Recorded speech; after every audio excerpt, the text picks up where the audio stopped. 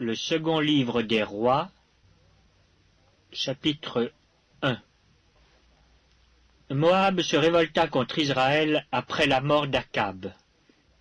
Or, Akazia tomba par le treillis de sa chambre haute à Samarie, et il en fut malade. Il fit partir des messagers et leur dit, « Allez, consultez Baal-Zébub, dieu d'Écron, pour savoir si je guérirai de cette maladie. » Mais l'ange de l'Éternel dit à Élie, le Tishbite, « Lève-toi, monte à la rencontre des messagers du roi de Samarie et dis-leur, est-ce parce qu'il n'y a point de Dieu en Israël que vous allez consulter Baal-Zébub, dieu d'Écron? C'est pourquoi, ainsi parle l'Éternel. Tu ne descendras pas du lit sur lequel tu es monté, car tu mourras. » Et Élie s'en alla. Les messagers retournèrent auprès d'Akazia, et il leur dit, « Pourquoi revenez-vous » Ils lui répondirent, « Un homme est monté à notre rencontre et nous a dit, « Allez, retournez vers le roi qui vous a envoyé, et dites-lui, « Ainsi parle l'Éternel. Est-ce parce qu'il n'y a point de Dieu en Israël que tu envoies consulter Baal-Zébub, dieu d'Écron? C'est pourquoi tu ne descendras pas du lit sur lequel tu es monté, car tu mourras. » Akazia leur dit, « Quel air avait l'homme qui est monté à votre rencontre et qui vous a dit ces paroles? » Ils lui répondirent, « C'était un homme vêtu de poils et ayant une ceinture de cuir autour des reins. » Et Akazia dit, « C'est Élie, le Tishbite. » Il envoya vers lui un chef de 50 avec ses 50 hommes.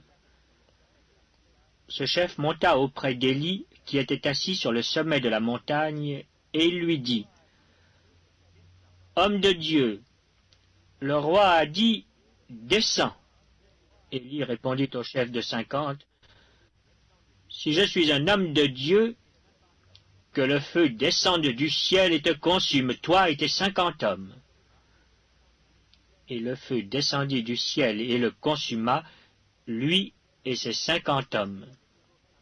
Akazia envoya de nouveau vers lui un autre chef de 50 avec ses 50 hommes.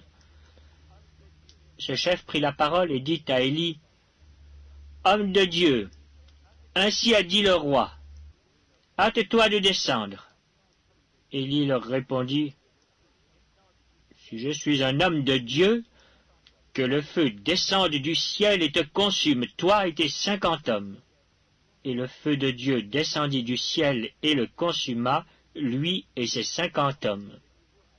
Akazia envoya de nouveau un troisième chef de 50 avec ses 50 hommes. Ce troisième chef de 50 monta. Et à son arrivée, il fléchit les genoux devant Élie et lui dit, en suppliant, « Homme de Dieu, que ma vie, je te prie, et que la vie de ces 50 hommes, tes serviteurs, soit précieuse à tes yeux.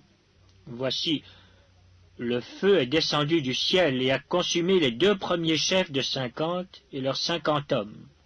Mais maintenant, que ma vie soit précieuse à tes yeux. » L'ange de l'Éternel dit à Élie, « Descends avec lui, n'aie aucune crainte de lui. » Élie se leva et descendit avec lui vers le roi.